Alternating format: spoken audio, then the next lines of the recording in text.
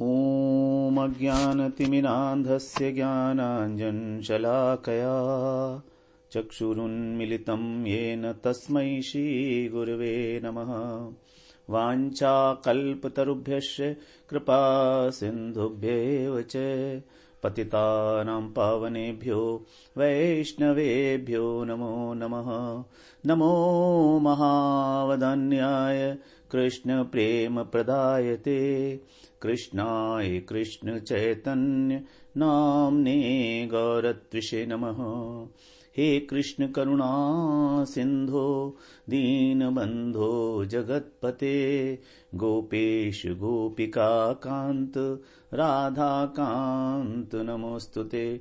तप्त कांचन गौरांगी राधे वृंदावनेश्वरी वृषभानुसुते देवी प्रणमामि हरिप्रिये। वृंदायै तुलसीदेव्यै प्रियायै केशवस्य च कृष्ण भक्ति प्रदे देवी सत्यवत्यै नमो नमः। श्री कृष्ण चैतन्य प्रभो नित्यानंद श्री अद्वैत गदाधर शिवसदि गौर भक्त वृंद। हरे कृष्ण कृष्ण कृष्ण हरे हरे हरे राम राम राम हरे हरे। हरे कृष्णा। सर्वप्रथम मैं अपने गुरुपाद पद्म ओम विष्णुपाद अष्टोत्तर शत श्री श्रीमद् भक्ति वेदांत माधव गोस्वामी महाराज के चरण कमलों में अनंत कोटि दंडवत प्रणाम ज्ञापन करता हूं। हम लोग श्रीमद् भगवद गीता का 27वां श्लोक श्रवण कर रहे हैं, 9वें अध्याय का राज विद्या राजगुह्य योग, जिसमें भक्ति की चर्चा की गई है। हमारा इसमें 5वां प्रकरण अर्थात शरणागति प्रकरण वो स्टार्ट हुआ है इसी श्लोक से, जिसमें भगवान ने अर्जुन को आज्ञा दी है। तो ये हमारा माइलस्टोन नंबर 48 भी है और इसमें भगवान बता रहे हैं यत् करोषि यदश्नासि यज्जुहोषि ददासि यत् तपस्यसि कौन्तेय तत्कुरुष्व मदर्पणम्। तो इस श्लोक में निष्काम कर्म का और ज्ञान मिश्रा प्रधानीभूता भक्ति का उल्लेख किया गया है। जो पहले 4 प्रकार के भक्त बताए थे, आर्त जिज्ञासु अर्थार्थी, इनके द्वारा भी पालनीय है। तो इस प्रकार से यहां पर कह रहे हैं यत करोषि, यत पद के साथ भगवान ने करोषि, अश्नासी, जूहोषि, ददासी और तपस्यसी, इन 5 क्रियाओं का प्रयोग किया है। सबके साथ यत लगा हुआ है। यत करोषि, करोषि, अदश्नासी, जुहोषि, ददासी और तपस्यसी, ये 5 क्रियाएं हैं। तो सभी प्रकार की इसमें क्रियाएं आ जाती हैं। लौकिक भी हैं पर परमार्थिक भी हैं। कुछ क्रियाएं लौकिक हैं, कुछ क्रियाएं परमार्थिक हैं। जैसे लौकिक कार्य क्या क्या है? शारीरिक क्रियाएं, सामाजिक क्रियाएं, व्यवहारिक जितनी भी क्रियाएं जीवन निर्वाह के लिए, वो सब यत करोषि में आ जाएगा। जितनी भी क्रियाएं हैं यत करोषि में आ जाएंगे सारी, जो भी हम अपने शरीर के संबंध से करते हैं, शरीर निर्वाह के लिए अथवा अपना जैसे नहाना, खाना, पीना, चलना, उठना, बैठना, ये सब कुछ शारीरिक क्रियाएं हैं। और व्यावसायिक क्रियाएं, व्यवहारिक क्रियाएं, लोगों से मिलना जुलना, ये सब क्रियाएं। और परमार्थिक कैसे हैं? परमार्थिक क्रियाओं में आएगा हमारा जुहोषी। जुहोषी का मतलब यज्ञ करना, ददासी माने दान देना, और तपस्यसी माने तप करना। यानी यज्ञ, दान और तप ये शास्त्रों के द्वारा कही गई हमारी क्रियाएं हैं। ये हमारे कर्तव्य कर्म जो बताए गए हैं। तो ये एक प्रकार से परलौकिक या परमार्थिक कह सकते हैं इसको, लेकिन वास्तव में परलौकिक क्रियाएं ही हैं ये।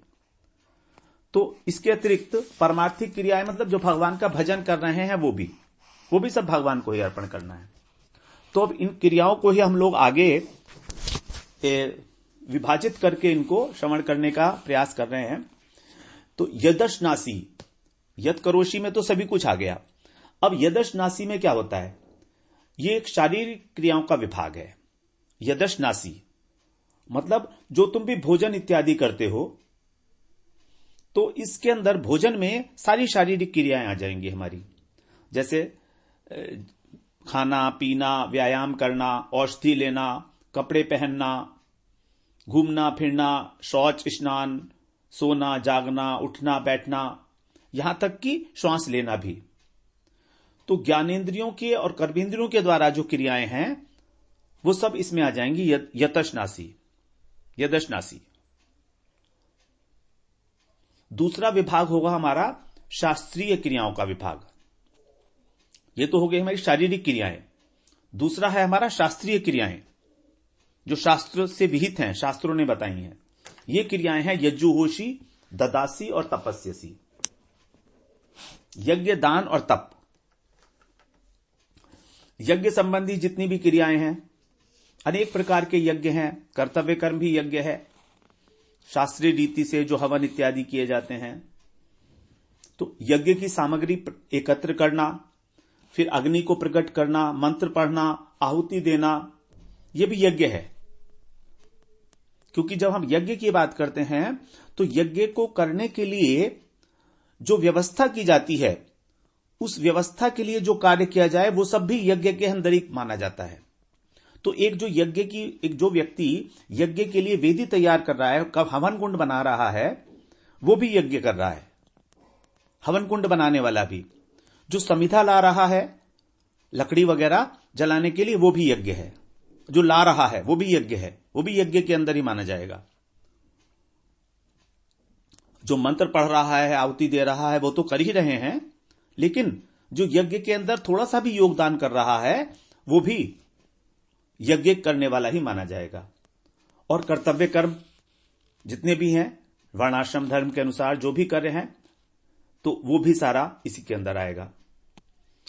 और यदि हम वर्णाश्रम धर्म में प्रत्येक वर्ण और आश्रम के लिए जो अलग अलग कर्तव्य कर्म हैं वो सब इसी में आएंगे यज्ञ के अंदर।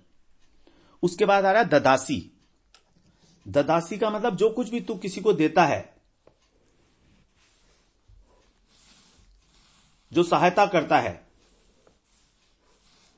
सहायता कैसे करता है? अपने शरीर के द्वारा, अपने मन के द्वारा, अपनी वाणी के द्वारा किसी दूसरे की आवश्यकताओं को पूरा करना। शास्त्रीय विधान के अनुसार किसी भी व्यक्ति के, किसी भी जीव के की सहायता करना, वो सब दान में आएगा। कोई भी क्रिया हो, शरीर के द्वारा हो, मन के द्वारा हो या वाणी के द्वारा हो, वो सब ददासी में आएगा। अगर हम किसी को एक अच्छी सलाह दे रहे हैं, किसी परेशान व्यक्ति को, तो ये भी हमारा ददासी दान में आएगा। उसके बाद यह तपस्यसी, जो भी तप करता है। तप अनेक प्रकार के भगवान बताएंगे हमें 17वें अध्याय में। शरीर का तप, वाणी का तप, मन का तप, 3 प्रकार के तप हैं। और फिर इसको भगवान ने फिर बताया है सात्विक, राजसिक और तामसिक। मेन तप हो गए 3 प्रकार के, शरीर, वाणी और मन।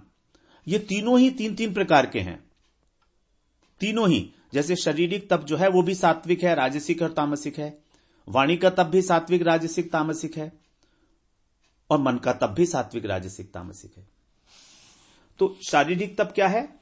शारीरिक तप है देवता, ब्राह्मण, गुरु और ज्ञानी का पूजन, आंतरिक पवित्रता, शौच, सरलता, इंद्रियों का संयम, अहिंसा, ये सब शारीरिक तप कहे जाएंगे।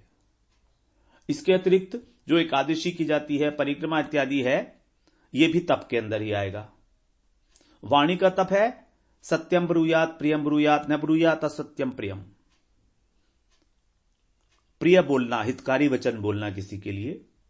गीता भागवत ग्रंथों का पाठ करना, अध्ययन कराना, ये सब भगवान के नाम का जप कीर्तन करना, ये परमार्थिक क्रियाएं हो गई। फिर मन का तप है मन की प्रसन्नता, मन को भगवान में लगाने का स्वभाव। बार बार मन तो इधर उधर भागता है, मन तो इधर उधर भागेगा ही भागेगा, उसका तो स्वभाव है। लेकिन भगवान ने 6ठे अध्याय में कहा जहां जहां जाए वहां से वापस लाओ।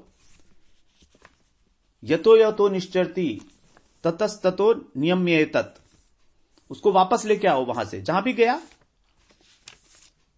लेकिन इसके लिए हमें सावधानी क्या रखनी है? जानना तो पड़ेगा ना कि हमारा मन निकला बाहर, यदि हमारा मन किसी अन्य वस्तु में गया तो हमें यह पता होना चाहिए कि हमारा मन भाग के उधर गया, तभी तो हम उसको पकड़ के वापस लाएंगे, वरना वापस कैसे लाएंगे?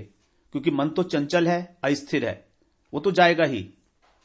यतो यतो निश्चरति मनश्चंचलम अस्थिरम ततस्ततो नियम्येत आत्मन्यो वशम नयेत। बार बार उसको लुटा कर लाओ, भगवान में लगाओ, बार बार नियम्येत, उसको नियमन करो, उसका संयमन करो उसका। तो हमारा मन, तभी हम लोग उसकी गतिविधि को समझ पाएंगे जब हम अपने मन के साथ तादात्म्य ना करें। हमारी वर्तमान अवस्था ऐसी है कि हमने ये मान लिया है कि हम ही मन हैं, हम ही बुद्धि हैं, हम ही अहंकार हैं, ये माना हुआ है हमारा, ये है नहीं। यदि हम अपने को अलग करके मन की क्रियाओं को देख सके साक्षी भाव से, तब समझिए कि अब मन का मेरे साथ तादात्म्य नहीं है। उस समय I am not identified with the mind. तब फिर हम निष्पक्ष रूप से देख पाएंगे कि यस, ये है मेरा मन और मुझको इधर उधर ले जाने की चेष्टा कर रहा है। तो जब हमें पता लगेगा तभी तो हम उसको कंट्रोल करेंगे ना। अभी तो हम ये सोचते हैं कि मेरा मन ये किया तो ठीक ही कर रहा है, क्योंकि मैं चाह रहा हूं। वास्तव में मैं नहीं चाह रहा हूं, वो मेरा मन चाह रहा है, मेरा मन भोग करने चाह रहा है, क्योंकि उसकी आदत पड़ी हुई है। वो तो रजोगुणी है, उसको तो भोग ही करना है, उसको तो हजारों वर्षों से यही आदत पड़ी है। उसको देखने वाला तो कोई है नहीं, उसने हमको कंट्रोल कर रखा है। जब हम उसके साथ अपना आइडेंटिफिकेशन कम करते हैं, शिथिल करते हैं, भगवान का भजन करते हैं, तभी हम मन की गतिविधियों पर नजर रख पाएंगे। तो यही है मन का संयम, मन का तप, मन के भावों को पवित्र बनाए रखना। वरना तो हमारा मन तो इधर उधर भागता ही है, काम, क्रोध, लोभ, मोह इत्यादि के अंदर, रजोगुण और तमोगुणों के अनुसार। तो मन में उद्वेग न होना और अनुकूलता में भी बहुत अधिक हर्ष न होना, अनुकूल परिस्थिति में हम लोग हर्षित हो जाते हैं, यह भी हमारा प्रॉब्लम है। हम सोचते हैं अरे चलो अभी तो खुश होने का मौका आया है, खुश तो हो लें कम से कम। लेकिन यह नहीं मालूम है कि बहुत जल्दी ही हमको यह मन दुख के गड्ढे में गिराने वाला है। यही मन जो हमें अभी खुश कर रहा है, खुश हो रहा है किसी कारणवश, किसी विषय भोग को प्राप्त करके, यही मन हमें अभी दुख के गड्ढे में गिराने वाला है। यही हमें ये बात का सावधानी रखनी है। इसलिए ना तो हमें हर्षित होना है और ना हमें दुखी होना है मन के साथ साथ। ठीक है, दुख हुआ, हो गया, खत्म। हमें दुखी नहीं होना अंदर से, मन को दुखी होना है, होने दो, because we are not identified with the mind. तो ये सारी क्रियाएं करते हुए हमको, तभी हम लोग ये कर पाएंगे जब हम समर्पित हैं भगवान के। तो हम अपने मन के विचारों को, अपने शरीर के द्वारा क्रियाओं को और हमारी अपनी वाणी को भगवान के समर्पित तभी कर पाएंगे जब हम जागरूक हैं, अवेयर हैं। Awareness is the key. सतर्कता नहीं तो कुछ नहीं, सावधानी हटी तो दुर्घटना घटी, और दुर्घटना ही घटी जा रही है और कुछ हो ही नहीं रहा है। हम लोग खुश भी हो रहे हैं और दुखी भी हो रहे हैं, ये सब दुर्घटनाएं हैं। हमारा हर्षित होना भी दुर्घटना है, हमारा दुखी होना तो दुर्घटना है ही है, हमारा हर्षित होना भी उतनी ही बड़ी दुर्घटना है, बल्कि उससे भी अधिक, क्योंकि हम उसमें आसक्त हो जाते हैं। कम से कम दुख के अंदर आसक्ति पैदा तो नहीं होती ना, ये दुख का एक बहुत बड़ा प्लस पॉइंट है। जबकि सुख के अंदर आसक्ति पैदा हो जाती है, ये उसका बहुत बड़ा माइनस पॉइंट है। तो इस प्रकार से जो भगवान के प्रति समर्पण किया जा रहा है, इसको हम ना तो कर्मयोग कह सकते हैं और ना ही भक्ति योग कह सकते हैं। ना तो ये वाला जो श्लोक है, ना तो शुद्ध कर्मयोग में आएगा और ना शुद्ध भक्ति योग में आएगा, क्योंकि कर्मयोग में निष्काम भाव से केवल शास्त्र विहित कर्म ही किए जाते हैं। और उन्हीं को भगवान के अर्पण किया जा रहा है। कर्म योग में हम लोगों ने श्रवण करा था, कर्म योग में, कि हमको केवल शास्त्र विहित कर्म को ही भगवान के अर्पण करना है, और वो भी निष्काम भाव से। अर्थात यज्ञ, दान, तप इत्यादि इनको निष्काम भाव से अगर हम करते हैं तो हम भगवान के समर्पित करते हैं, तो वो कहलाया जाएगा निष्काम कर्म योग। लेकिन यहां तो भगवान ने कह रहे हैं यत् करोषि यदश्नासि, तो इसमें तो सारी लौकिक क्रियाएं, व्यवहारिक क्रियाएं, शारीरिक क्रियाएं भी आ गई। तो ये जो श्लोक है निष्काम कर्मयोग का श्लोक नहीं हो सकता। अब भक्ति योग के लिए, भक्ति योग के अंदर अनन्य भाव से भगवान की भक्ति की जाती है। उसमें भक्त का मन, भक्त का शरीर और भक्त की वाणी, बुद्धि, इंद्रियां सब कुछ भगवान को समर्पित हैं। किसी भी कार्य को जब करते हैं तो यहां पर पहले समर्पण है भक्ति में, उसके बाद क्रियाएं हैं। भक्ति योग में पहले भगवान के प्रति समर्पण है, क्रियाएं बाद में हैं। जो नवधा भक्ति का पालन है, श्रवणम कीर्तनम विष्णु स्मरणम पाद सेवनम, तो श्रवण किया जाएगा, कीर्तन किया जाएगा कब? समर्पित होने के बाद। इति पुंसार्पिता विष्णु भक्तिश्चेत नवलक्षणा, चेत नवलक्षणा। यदि व्यक्ति ने स्वयं को समर्पण कर दिया है, पुंसार्पित, अपने को अर्पित कर दिया है, तब यह कहलाया जाएगा भक्ति। लेकिन यहां पर तो यह नहीं कहा कि पहले समर्पण, यहां पर तो कहा यत् करोषि, जो कुछ भी करता है उसको समर्पण कर। तो अनन्य भक्ति के अंदर कर्म अनुष्ठित होने के बाद समर्पित नहीं होते, बल्कि भगवान को अर्पित होने के बाद अनुष्ठित होते हैं, अनुष्ठान किया जाता है उसका। इति पुंसार्पिता विष्णु भक्तिश्चेत नवलक्षणा, इसका यही मतलब है। मनुष्य पहले स्वयं को अर्पित करता है विष्णु के, उसके बाद जब भक्ति करता है नवधा भक्ति, तब उसको हम कहते हैं नवधा भक्ति, तब कहलाई जाएगी वो भक्ति। वही साक्षात भक्ति है भगवान की। क्रियते भगवती अद्धा, अद्धा का मतलब साक्षात। तो ये जो अब साक्षात सेवा है भगवान की, श्रवण कीर्तन विष्णु स्मरणम, ये अब भगवान की भक्ति कही जाएगी। लेकिन बिना समर्पण किए यदि श्रवण किया जा रहा है, स्मरण किया जा रहा है, तो भक्ति नहीं है, वो भक्ति नहीं है। भक्ति की वो लक्ष्य है उसका, लेकिन वो भक्ति नहीं है, अनन्य भक्ति, शुद्ध भक्ति नहीं है। वो अवस्था है, अवस्था है, एक साधन क्रिया है, साधन भक्ति नहीं है। कहने का तात्पर्य इतना, साधन क्रिया है वो, साधन भक्ति नहीं है। तभी भगवान ने कहा तत्कुरुष्व मदर्पणम, उसको भी मेरे अर्पण कर। तो ये बात जो है कही गई है कि विष्णु की भक्ति का अनुष्ठान विष्णु में अर्पित होते हुए किया जाता है, न कि अनुष्ठान के बाद। तो विष्णु में अर्पित हुए होने का क्या अर्थ है? विष्णु में अर्पित होते हुए, इसका अर्थ है कि भगवान की प्रीति के लिए, उनकी प्रसन्नता के लिए किए गए कर्म जो हैं, तभी कहा जाएगा कि अर्पित होते हुए कर्म करना।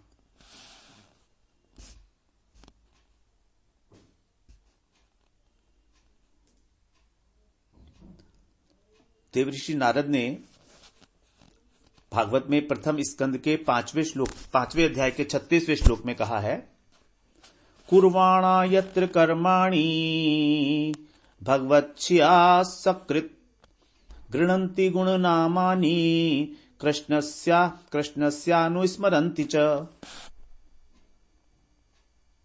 यहां कह रहे हैं कि जिस समय यत्र मनुष्य भगवान की शिक्षा के अनुसार भगवत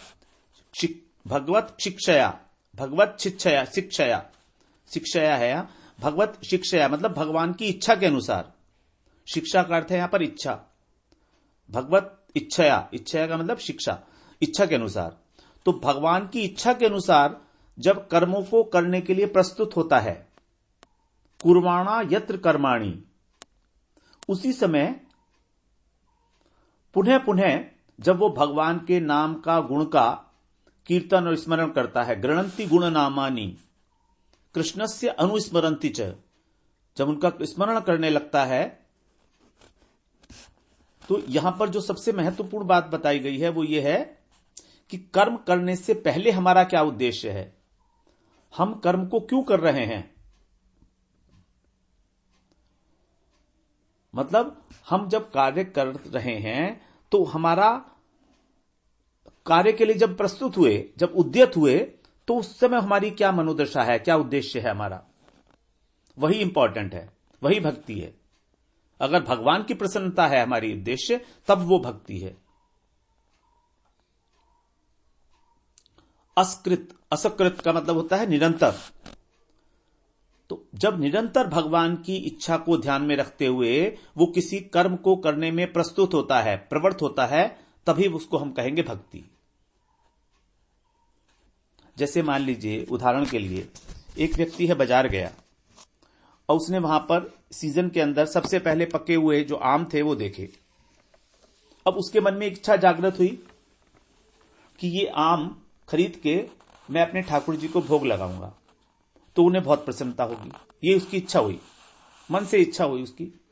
अब उसने वो आम खरीद लिए और चला अपने घर की तरफ। अब रास्ते में उसका एक्सीडेंट हो गया, मृत्यु हो गई उसकी, मान लीजिए।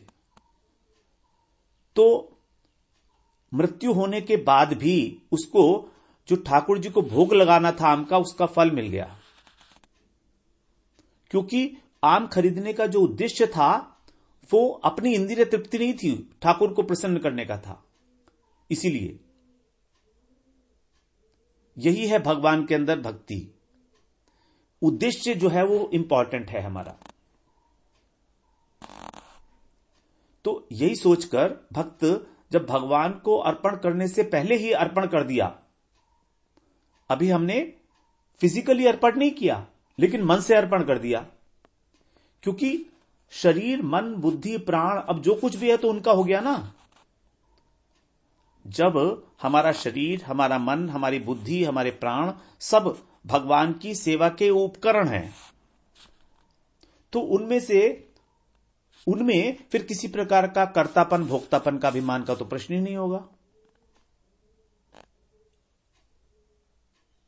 क्योंकि दीक्षा के समय भी सब कुछ समर्पण कर दिया गया है, तो अपना कहने के लिए कुछ रहा नहीं। तो इस प्रकार से यह है भक्ति योग।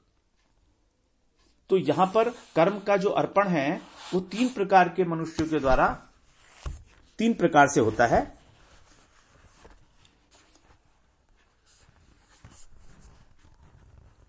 पहले हो गया सकाम कर्मी, जो वैदिक रीति से किसी ने कोई अनुष्ठान किया और कोई जड़ कर्म, कोई सांसारिक कर्म किया, उसको भगवान को अर्पण किया और अंत में यह कह दिया कि श्री कृष्णाय समर्पणमस्तु।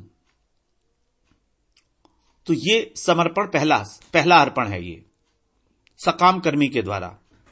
तो इसमें भगवान को अर्पण करने का उद्देश्य क्या है कि हमको यज्ञ का फल मिल जाए, हमारी इच्छा पूरी हो जाए। फिर दूसरा क्या हुआ कि जिनकी कामनाएं तो हैं लेकिन वे भगवान को ही सब काम समर्पित करते हैं। कामनाएं तो हैं, उनकी भी कामनाएं तो हैं, लेकिन फिर भी वो भगवान को ही समर्पित सभी प्रकार के कर्म समर्पित कर देते हैं। जैसे कि 11वें स्कंध में आया है भागवत के 2 अध्याय में 36वें श्लोक में, कायेन वाचा मनसैर्यन्द्रवा मनसेन्द्रियैर्वा बुद्ध्यात्मना वानुसृत स्वभावात् करोति यत्तत् सकलं परस्मै नारायणायेति समर्पयेत् तत्।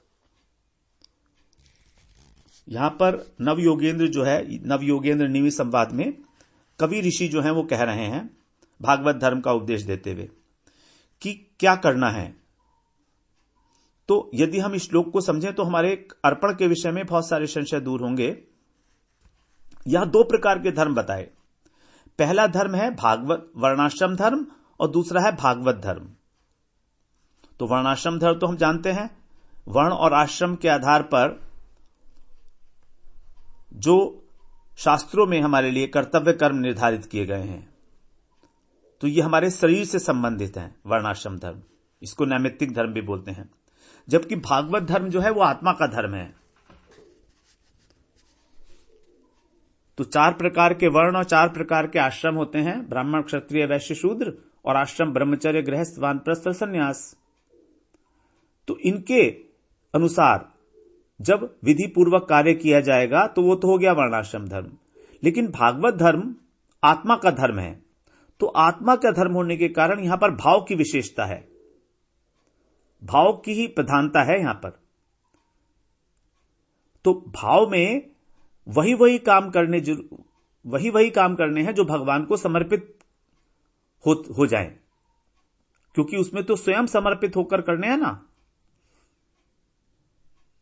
यह नियम नहीं है कि बहुत विधि विधान पूर्वक ही उसको करना है, जबकि वर्णाश्रम धर्म के अंदर तो विधि विधान पूर्वक किया जाएगा सारा कार्य, जो यज्ञ इत्यादि किए जाएंगे उन सब का विधि विधान है। तो यहां पर क्या कह रहे हैं कि अर्पित कर्म स्वभावानुसार वानुसृत स्वभावात, स्वभाव के अनुसार भी जो कार्य है वो भगवान को समर्पित होंगे। स्वभाव के अनुसार तो लौकिक कार्य होते हैं ना, तो उसको भी हमें भावपूर्वक भगवान को अर्पण करना है। तो पहले बताया काया के द्वारा, शरीर के द्वारा भगवान के लिए करना है और भगवान को अर्पित करके ही करना है। तो भगवान को अर्पित कैसे करें? जैसे ब्राह्मणों ने एक अर्पित करने की विधि बनाई हुई है ना, हाथ में चावल लेकर, जल लेकर, कुछ पैसा लेकर, कुछ सुपारी लेकर, फिर हमसे बुलवा देते हैं श्री कृष्ण समर्पणमस्तु। लेकिन भागवत धर्म में इन सब की आवश्यकता नहीं है फॉर्मेलिटीज की। तो यहां पर जो समर्पण है भगवान के प्रति, उसमें 2 बातें ध्यान देने योग्य हैं। एक तो नंबर 1, काम करने की प्रेरणा भी भगवान दे रहे हैं वो, और जो फल मिलेगा उसे भी भगवान भोगेंगे। बस ये 2 बातें, यानी प्रेरक भी वही हैं और भोक्ता भी वही हैं। प्रेरक होने के कारण मुख्य कर्ता भी वही हुए, तो कर्ता भी वही हुए और भोक्ता भी वही हुए। उदाहरण के लिए जैसे एक नौकर है, वो मालिक के आदेश का पालन कर रहा है, तो नौकर के द्वारा जो कार्य हुआ वो यही कहा जाएगा कि मालिक का कार्य है। जैसे सेना युद्ध में लड़कर जब जीत जाती है तो उसे सेना की जीत नहीं कहते, राजा की जीत बोलते हैं। उसी प्रकार जिस कर्म की प्रेरणा भगवान ने दी है, उसके स्वामी, उसके मुख्य कर्ता अथवा प्रयोजक कर्ता कौन है? भगवान। तो हमारे द्वारा जो भी कार्य हो रहा है वो भगवान का कार्य हो गया और हम हो गए प्रयोज्यकर्ता, गौणकर्ता। जैसे राजा की सेना, तो कर्तापन का अभिमान करने का कोई औचित्य नहीं रहा यहां पर, क्योंकि संसार में सब कुछ तो उन्हीं का है। हम तो एक उपकरण हो गए ना, उपकरण मात्र है उनकी सेवा के लिए। और दूसरी बात है, कर्म का फल भी वे ही भोगेंगे। मैं भोगता हूं, ये वाला अहंकार हमारा मिथ्या अहंकार है। क्योंकि जब फैक्ट्री में एक वर्कर कोई मोबाइल को असेंबल करता है तो बेच के जो प्रॉफिट आता है वो मालिक को मिलता है, कर्मचारी को तो उसका वेतन मिल जाता है बस। उसी प्रकार से भगवान के भोगने के पश्चात जो उसका अवशिष्ट है, प्रसाद है, हमें उसका पान करना है, क्योंकि भगवान ही वास्तव में सभी कर्मों के करता है और वही भोगता है। तो यदि हमें यह अनुभव हो जाए कि कर्म को करने में प्रेरणा भी भगवान की है और इसका फल कुछ भी हो मुझे नहीं चाहिए, केवल भगवान को ही मिलना है, तो समझना पड़ेगा कि अब कर्म भगवान को अर्पित हो गया। हम लोगों ने 5वें अध्याय के अंत में भी अर्पण के विषय में बहुत सारी बातें की थी, और आज भी हम लोगों ने समर्पण की बात की, अर्पण की बात की। तो ये अर्पण एक हमारे मन की बात है, मन की बात। यदि हमारे मन में ये भाव है कि भगवान ही करता है और भगवान ही भोगता है, तो वास्तव में समझिए कि यह भगवान को अर्पण हो चुका है। लेकिन यदि हम स्वयं अभिमान कर रहे हैं कर्ता भोक्तापन का, तो वो भगवान